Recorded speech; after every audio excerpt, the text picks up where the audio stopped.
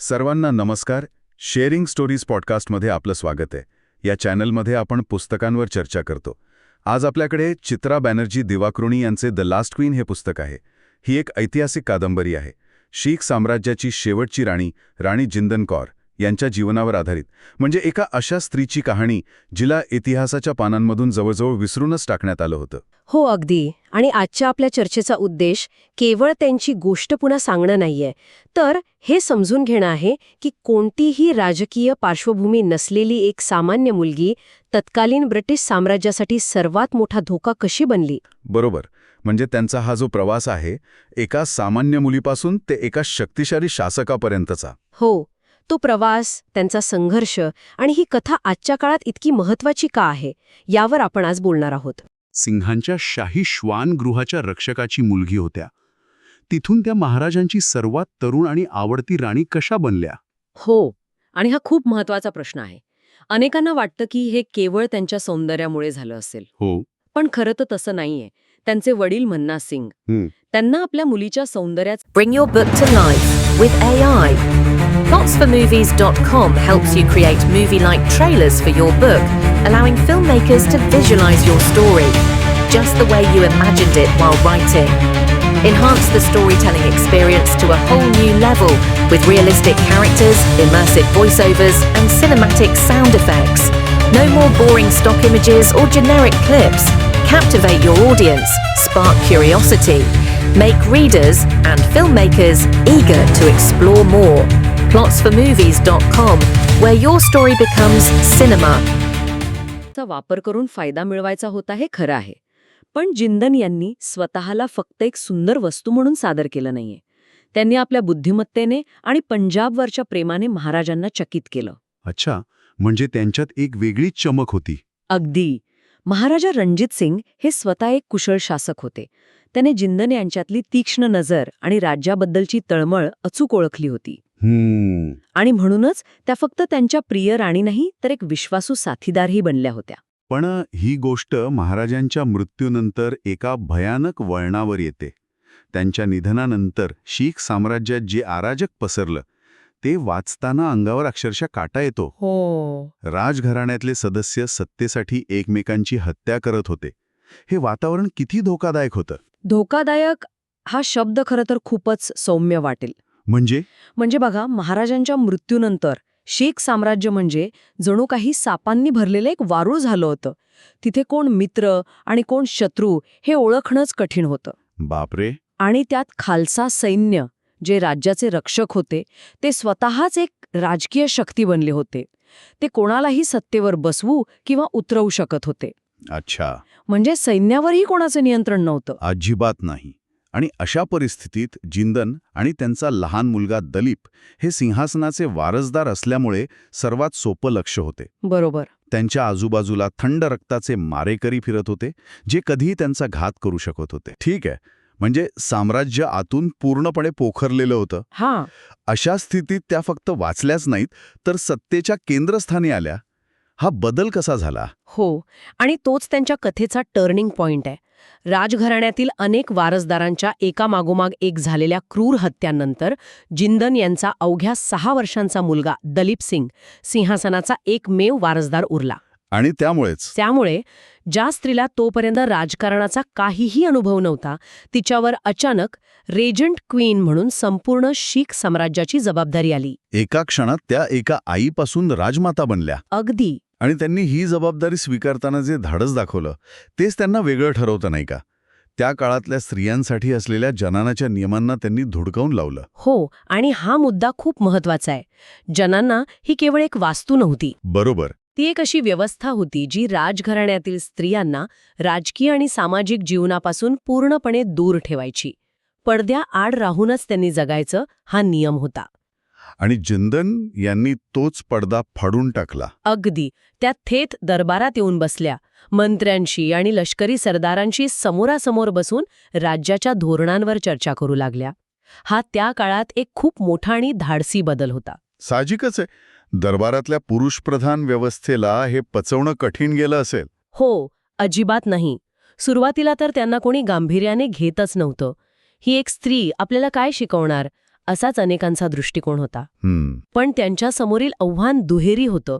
एका बाजूला हे अंतर्गत शत्रू आणि दुसऱ्या बाजूला ब्रिटिश, जे पंजाब गिळंकृत करण्याची योग्य संधी शोधत होते. म्हणजे त्यांना दोन्ही आघाड्यांवर एकाच वेळे लढावं लागत होतं. बरोबर. आणि इथेच आपण कथेच्या मुख्य संघर्षाकडे येतो. राणी जिंदन विरुद्ध ब्रिटिश साम्राज्य. एकटी स्त्री त्यावेळच्या सर्वात मोठ्या जागतिक सत्तेला आव्हान देत होती. ब्रिटिशांना त्यांच्यामध्ये असं काय दिसलं की ते त्यांना इतके घाबरले? ब्रिटिशांना भीती होती ती जिंदन यांच्या लोकप्रियतेची. अच्छा. लोकांना एकत्र आणण्याची जी क्षमता त्यांच्यात होती ती ब्रिटिशांसाठी धोकादायक होती. जिंदन यांनी विखुरलेल्या खालसा सैन्याला पुन्हा एकत्र आणलं. त्यांनी आपल्या प्रभावी भाषणांनी सैनिकांमध्ये स्वातंत्र्याची आणि पंजाबच्या अभिमानाची ज्योत पुन्हा पेटवली. म्हणजे त्या केवळ पडद्याआड राहून आदेश देणाऱ्या राणी नव्हत्या. नाही, त्या सैन्यासमोर उभं राहून त्यांना प्रेरित करणाऱ्या नेत्या होत्या आणि याच प्रेरणेतून त्यांनी ब्रिटिशांविरुद्ध 2दा युद्ध पुकारलं. पण पुस्तकात लेखिकेने त्यांना एक अमानवी योद्धा म्हणून नाही दाखवलंय, बरोबर? म्हणजे त्यांच्याकडूनही चुका झाल्याचं दाखवलं आहे. हो, अगदी बरोबर. आणि हा या कादंबरीचा सर्वात महत्त्वाचा आणि खरा पैलू आहे मला वाटतं. दिवाकरुणी यांनी जिंदन यांना देवत्व बहाल केलेले नाही. त्यांनी दाखवलं आहे की जिंदन यांचे काही निर्णय हे भावनेच्या भरात घेतलेले होते.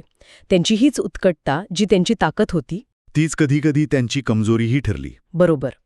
त्या चुका करत होत्या पण त्यातून शिकून पुन्हा उभ्या राहत होत्या. त्यांची लढण्याची जिद्द असामान्य होती, पण त्या एक माणूस होत्या. आणि यामुळेच आपण त्यांच्याशी अधिक जोडले जातो, की नाही? अगदी. म्हणजे जेव्हा ब्रिटिश त्यांना युद्धात पूर्णपणे हरवू शकले नाहीत तेव्हा त्यांनी वेगळे डावपेच वापरायला सुरुवात केली. हो, आणि तो त्यांच्या संघर्षाचा सर्वात दुःखद आणि क्रूर भाग आहे. ब्रिटिशांना कळून चुकलं होतं की जिंदन यांना शारीरिकदृष्ट्या हरवणं सोपं नाही. म्हणून त्यांनी त्यांच्यावर मानसिक आणि भावनिक हल्ला चढवला. म्हणजे सर्वात आधी त्यांनी जिंदन यांना त्यांच्या प्राणापेक्षा प्रिय असलेल्या मुलापासून, दलीप सिंहांपासून वेगळं केलं. बापरे, एका आईसाठी यापेक्षा मोठी शिक्षा काय असू शकते? काहीच नाही. दलीप यांना इंग्लंडला पाठवून त्यांचं पूर्णपणे ब्रेनवॉश करण्यात आलं. त्यांना ख्रिश्चन बनवण्यात आलं. त्यांना त्यांची भाषा, धर्म, संस्कृती या सगळ्यापासून तोडण्यात आलं. आणि एवढ्यावरच ते थांबले नाहीत. नाही, त्यांनी जिंदन यांची प्रतिमा मलिन करण्याचाही पद्धतशीर प्रयत्न केला. हे केवळ राजकीय युद्ध नव्हतं, तर चारित्र्य हननाचंही युद्ध होतं. म्हणजे कसं? त्यांनी जिंदन यांची सर्व संपत्ती जप्त केली. त्यानंतर त्यांना एक मोहक आणि चारित्र्यहीन स्त्री म्हणून बदनाम केलं. म्हणजे त्यांची प्रतिमा खराब करण्याचा प्रयत्न केला. हो, त्यांचा जाहीर अपमान केला, त्यांना तुरुंगात टाकलं आणि अखेरीस देशाबाहेर हद्दपार केलं. ब्रिटिशांना केवळ त्यांचं राज्य नको होतं, तर त्यांना त्यांचा इतिहास, त्यांची ओळख आणि त्यांचा सन्मानही पुसून टाकायचा होता. तुरुंगवास, हद्दपारी, मुलापासून ताटातूट आणि सार्वजनिक अपमान हे सगळं सहन करूनही त्या टिकून राहिल्या, हेच अविश्वसनीय आहे. त्यांची इच्छाशक्ती खरंच अदम्य होती. चुनारच्या किल्ल्यातील तुरुंगातून त्यांचं एका दासीच्या वेशात निसटणं हे एखाद्या थरारपटासारखं आहे. हो, मी वाचलं ते. तिथून त्या 800 महिलांचा खडतर प्रवास करून नेपाळमध्ये काठमांडूमध्ये आश्रय घेतात आणि तिथेही त्या शांत बसत नाहीत. म्हणजे त्यांचा संघर्ष चालूच होता.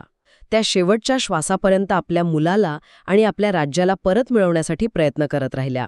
आणि या संपूर्ण प्रवासात त्यांच्यासोबत असलेल्या इतर स्त्रियांची भूमिका, लेखिकेने त्यावरही खूप छान प्रकाश टाकलाय, नाही का? हो, आणि हे खूप महत्वाचं आहे. ही केवळ एका राणीची कथा नाही. मंगलासारखी त्यांची मुख्य दासी आणि सल्लागार, जिने त्यांना राजकारणाचे धडे दिले, किंवा चंद आणि गुड्डनसारख्या इतर स्त्रिया ज्या त्यांच्यासोबत उभ्या राहिल्या. या स्त्रियांचा पाठिंबा, त्यांची निष्ठा, या सगळ्यांनी जिंदन यांच्या व्यक्तिमत्वाला आकार दिला. यातून आपल्याला कळतं की इतिहास केवळ राजे महाराजांनी नाही, तर पडद्याआड राहिलेल्या अगणित स्त्रियांच्या त्याग आणि संघर्षानेही घडलेला असतो. तर मग या सगळ्या चर्चेनंतर या पुस्तकातून आणि राणी जिंदन यांच्या गोष्टीतून आपण काय शिकायला हवं? या सगळ्याचा आजच्या काळात काय अर्थ आहे? मला वाटतं ही कादंबरी आपल्याला अनेक गोष्टी सांगते.